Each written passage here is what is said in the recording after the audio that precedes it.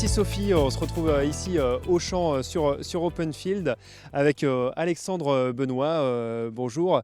Donc vous êtes consultant ravageur et biodiversité pour le cabinet d'experts conseil AgroSolutions, donc, qui fait partie de Bioline. On va parler biodiversité, un peu quels sont les enjeux en devenir de la biodiversité et quelles sont les possibilités de valorisation pour les agriculteurs. Donc aujourd'hui, déjà, pourquoi la biodiversité est aujourd'hui si importante? On en parle de plus en plus et c'est un des enjeux majeurs de l'environnement aujourd'hui. Alors aujourd'hui, en parallèle de la crise climatique, on fait face aussi à une seconde crise de grande ampleur, donc l'érosion de la biodiversité, donc au niveau mondial. Et actuellement, les agriculteurs sont les premiers gestionnaires des paysages en France, puisque 45% de la surface française est de la surface agricole utile. Euh, les agriculteurs, de fait des pratiques mises en place, sont les premiers gestionnaires de la biodiversité en France. Il y a quand même une interdépendance entre agriculture et biodiversité, puisque l'agriculture s'appuie aussi sur les nombreux services écosystémiques qui sont délivrés par le paysage, par la nature. Donc généralement, on pense à la pollinisation de certaines cultures, mais on peut penser aussi à tout ce qui est activité biologique des sols. Donc maintien des micro-organismes, des vers de terre, d'autres insectes dans les sols.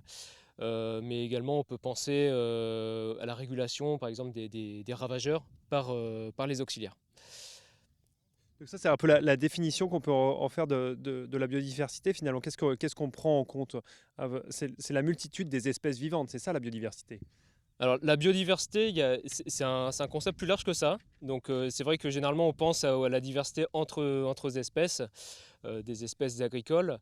Entre autres, voilà, on peut raisonner la biodiversité donc, au niveau de la rotation, au niveau de l'assolement, les différentes espèces que l'agriculteur peut mettre en place. La biodiversité, c'est aussi la diversité intraspécifique, donc tout ce qui est diversité variétale ou même des diversités des espèces de pucerons vont présenter plusieurs clones euh, au sein d'une même espèce. Et biodiversité, il y a un troisième niveau, on a une biodiversité au niveau des écosystèmes, donc la diversité des paysages, la diversité des milieux. Donc en fait ces trois niveaux sont interdépendants entre eux, et l'agriculteur justement a un rôle au niveau de chacun de ces niveaux en France. Vous disiez au début, là, on parle d'effondrement du nombre d'espèces d'oiseaux, de la biomasse d'insectes. Enfin, le constat, il est quand même lourd aujourd'hui pour le secteur agricole, et notamment en grande culture. Enfin, quelle est l'évolution là sur peut-être ces 10 dernières années où on voit peut-être un peu moins de travail du sol, un peu plus de choses. Dans quel sens évolue la biodiversité là au niveau en France en grande culture?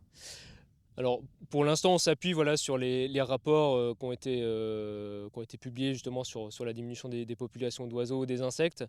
Après, pour l'instant, il est un peu trop tôt pour mesurer une évolution positive dans l'autre sens. Mais justement, en ramenant de la biodiversité sur les exploitations par une large gamme de pratiques, on peut penser à la culture de conservation des sols, à un allongement des rotations, la diversification des cultures, mais aussi travailler sur une approche paysagère en ramenant des infrastructures agroécologiques, en replantant des haies ou en mettant en place d'autres bandes enherbées ou fleuries. Progressivement, ça va ramener de la biodiversité et dans les prochaines années ou à horizon 10 ans, 20 ans, on va commencer à pouvoir observer un retour de certaines espèces d'oiseaux ou une augmentation des populations en tout cas. Aujourd'hui, certains cahiers des charges et même politiques publiques prennent en charge justement cette dimension biodiversité. Comment c'est mis en place? Alors voilà, il y a différentes mesures qui sont mises en place. Voilà, par exemple, il y a de nombreux cahiers des charges qui intègrent un volet biodiversité. On peut penser au cahier des charges l'U-Harmonie, qui est mise en place par Mondelez et ses organismes stockeurs. Et voilà, au niveau de la biodiversité, il y a une mesure phare voilà, où les agriculteurs doivent mettre en place 3% de jachères mellifères de leur sol total de blé harmonie. Donc ça, c'est une mesure forte, par exemple, qui va ramener de la biodiversité sur les exploitations. On peut penser aussi aux mesures de la PAC, justement les mesures de la conditionnalité, les différents éco-régimes, le bonus est de la PAC entre autres. Et l'avantage de ces mesures, en tout cas notamment les cahiers des charges, c'est que ce sont des mesures qui sont déjà existantes, qui sont déjà déployées sur le terrain, le mécanisme n'est pas à construire. Après voilà, il y a des possibilités d'aller plus loin et d'apporter un peu plus de pérennité à ces cahiers des charges qui sont liés justement à une contractualisation annuelle ou de plusieurs années, mais justement d'engager des démarches biodiversité sur 5, 10, voire 15 ans ou plus. La biodiversité dans un système de culture, c'est quand même difficile à mesurer, c'est difficilement quantifiable. Quels sont les outils pour évaluer si c'est les progrès ou non en termes de biodiversité? Alors, je vais faire le parallèle avec le changement climatique où voilà, on a une métrique unique, une mesure unique, voilà, qui est la tonne équivalent CO2. La biodiversité est très multiple, comme j'ai dit, voilà, il y a une diversité d'écosystèmes, d'espèces. Et en fait, ça va être difficile d'avoir une métrique unique. On a une large gamme de métriques, d'indicateurs pour suivre la biodiversité. Il y a des indicateurs qui vont permettre de mesurer concrètement la biodiversité. Donc on a parlé par exemple des oiseaux, il y a des relevés d'oiseaux qui sont faits depuis une trentaine d'années, donc ça c'est un indicateur assez fort. On peut penser aussi voilà, aux tests bêches que les agriculteurs peuvent mettre en place pour compter les populations de vers de terre, ou encore les analyses de sol, justement pour mesurer l'activité des micro-organismes dans le sol, que ce soit des champignons, des bactéries. Et en parallèle de ça, il y a d'autres indicateurs que l'on peut suivre, qui sont plus simples à suivre, qui ne nécessitent pas une mesure concrète. Voilà, ce sont des indicateurs liés aux pratiques. Globalement, on connaît les pratiques qui vont être plus impactantes positivement ou négativement sur la biodiversité. Et justement, en suivant les pratiques mises en place, on arrive à connaître un peu l'impact de l'agriculture sur la biodiversité. Quand on parle biodiversité aujourd'hui en grande culture, c'est aussi favoriser la biodiversité, c'est aussi prendre le risque d'avoir de la biodiversité qui est un peu subie, qui n'est pas choisie. Ça veut dire peut-être plus d'adventices ou quoi. Comment on peut initier ça et limiter ce risque auprès des agriculteurs? Alors c'est vrai que oui, souvent c'est un argument qui revient régulièrement. Justement au niveau des pratiques, j'ai envie de dire faut y aller aussi pas à pas, en disant voilà, on fait changer son système progressivement, on prend moins de risques, justement on a le temps de prendre un peu de recul sur les pratiques qui sont mises en place. Donc d'où l'importance aussi de mener des expérimentations. Voilà, par exemple les expérimentations base IFT, on va chercher à réduire les applications de produits phytopharmaceutiques. Ça peut être la même chose au niveau de la fertilisation. Et justement en mesurant la réponse de l'écosystème, donc justement sur les populations d'adventices, les populations d'insectes, et puis aussi en mesurant l'impact au niveau de la culture, et aussi les indicateurs socio-économiques pour l'agriculteur par la suite. Là, ici, par exemple, on est un essai sur OpenField sur de l'ACS, donc de l'agriculture de conservation des sols. Bon, c'est la première année. Ça, on sait que ça a vraiment un impact. Qui dit pratique dit impact direct sur la biodiversité. C'est facilement quantifiable, on va dire. Voilà, au niveau de la culture de conservation des sols, oui, il y a pas mal de retours d'expérience, en tout cas sur des systèmes plus anciens ou des agriculteurs qui ont initié la transition il y a quelques années, voire des dizaines d'années. C'est vrai que voilà, on a des bénéfices qui sont mesurés au niveau de l'activité biologique des sols. Donc là, par exemple, sur la plateforme, il y a des analyses de sols qui ont été faites. Et globalement, ouais, sur la partie agriculture de conservation des sols, on constate on peut s'attendre à une augmentation des populations de champignons et de certains micro-organismes qui ne vont pas être dérangés par les activités, par le travail du sol, entre autres. Ça demande plusieurs années. Ça demande plusieurs années. Donc là, il y a des premières mesures qui ont été faites. Voilà, ça va être répété de façon annuelle. Là, on donne rendez-vous dans 5 ans pour voir justement l'évolution de ces comités de micro-organismes.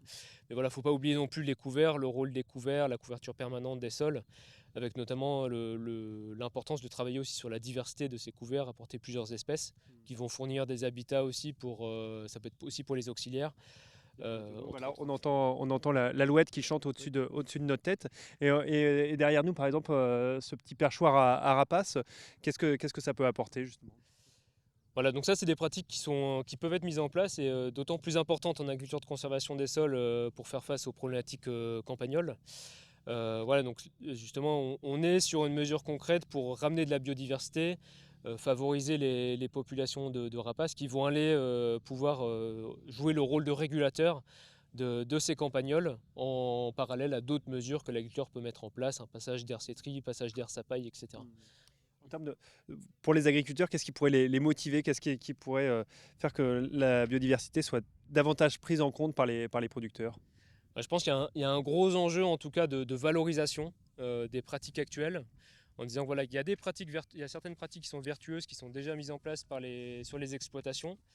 Et tout changement de pratique, même les changements de pratique pas à pas, même une diminution de l'IFT, voilà, il y a quand même un enjeu de se dire voilà, on va dans le bon sens, on valorise cette progression, et il y a aussi besoin de coupler avec une valorisation économique, hein. On a parlé des cahiers des charges voilà, qui rajoutent une valorisation supplémentaire. On peut penser aussi à d'autres dispositifs. On peut penser voilà, il y a des dispositifs type paiement pour services environnementaux. Il y a des réflexions autour d'une évolution des certificats carbone avec une démarche biodiversité un peu plus forte, un peu plus prépondérante, ou encore des certificats biodiversité qui sont en cours de construction. Et puis Des logiques voilà, financières pour accompagner un peu le surcoût lié à cette transition, quoi. c'est ça. Donc en fait, via ces dispositifs financiers, l'idée c'est que les changements de pratique ou le changement de système, ce coût de changement ne soit pas uniquement supporté par l'agriculteur, et il soit supporté par d'autres acteurs de la chaîne de valeur, ou dans le cadre par exemple de paiement pour services environnementaux. Voilà, il y a des bénéfices qui sont rendus aussi à la société, et que aussi la société prenne aussi sa part de responsabilité en finançant ces pratiques. Et prendre soin de toutes les espèces qui nous entourent. Merci beaucoup Alexandre Benoît, et puis je vais rendre l'antenne à Sophie sur le plateau.